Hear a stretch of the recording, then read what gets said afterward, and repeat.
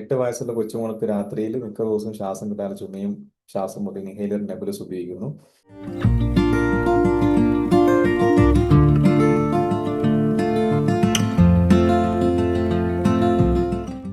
ചെയ്യേണ്ടത് കാഗി മുദ്ര ചെയ്യിപ്പിക്കുക, കാഗിയും പ്രാണും ചെയ്യിപ്പിക്കുക കേട്ടോ.